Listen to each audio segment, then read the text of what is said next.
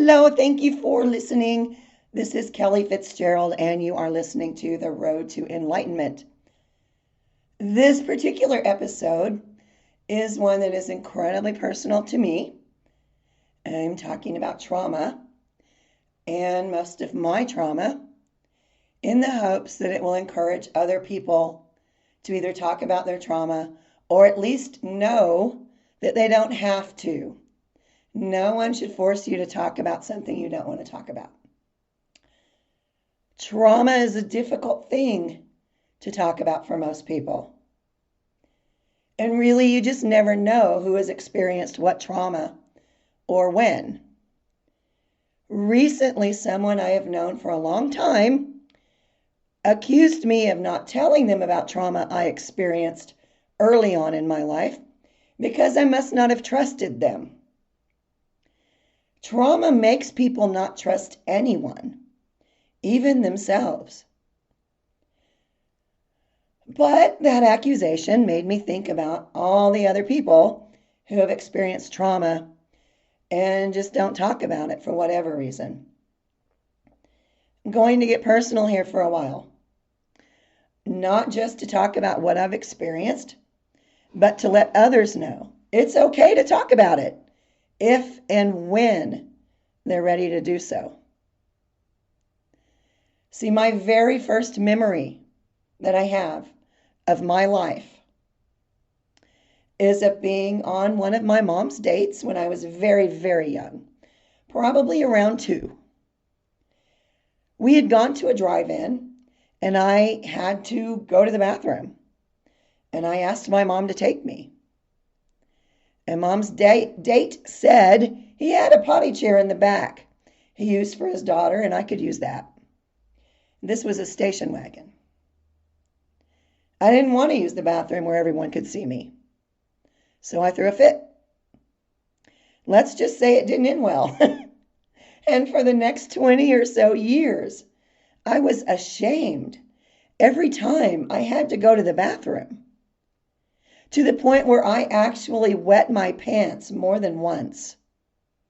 Yeah, that trauma left a scar. It also taught me my mother would not protect me.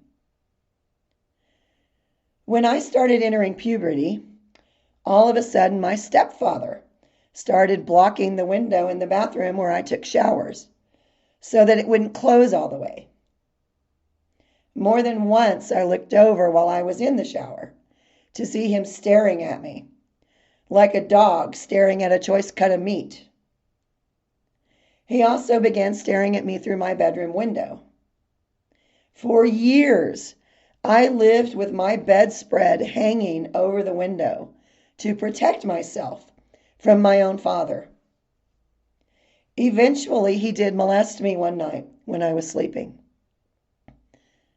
For the remainder of my time in that house, I slept with my bedspread over my bedroom window, my heavy dresser blocking the door, and I only took showers when he was gone. My mother refused to believe me. And when the school counselor said I really should be put in counseling, my mother refused that as well. This told me I was not worth counseling, that my mother truly did hate me, and that men were pigs. So it should not have been a surprise to anyone when I got pregnant and then married very, very, very young to someone who would abuse me horribly for the next many years. After all, I'd been taught I wasn't worth a thing, right? Years go by as they do, and I would be used and abused many more times by men. Finally, I met someone I thought was a really good guy and married him. It lasted for many years until the real estate market crashed, and I went from a 6-figure income to nothing overnight.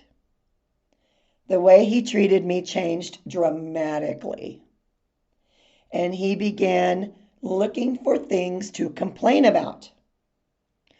Finally, he settled on how I had never really talked about my early childhood trauma as the reason He began cheating on me.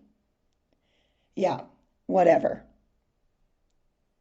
I tell you all this because I think it's important that we all realize how many people walk around every single day still suffering from trauma inflicted upon them decades earlier.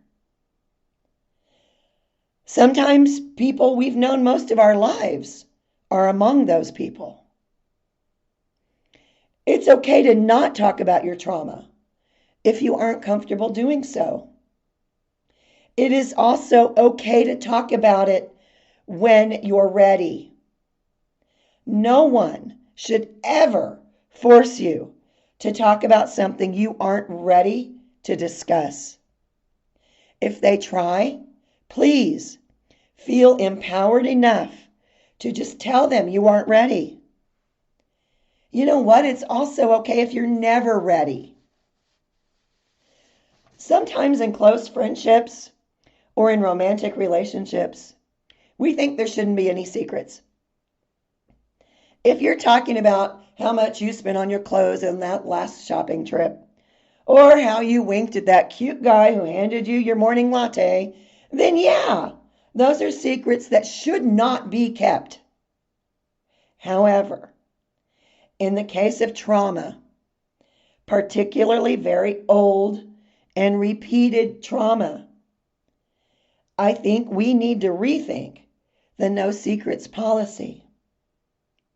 Truthfully, forcing someone to talk about something they really aren't ready to let you know about is cruel and pointless and will probably damage their trust in you. Some secrets are kept for a reason. It doesn't mean you should never talk about your trauma.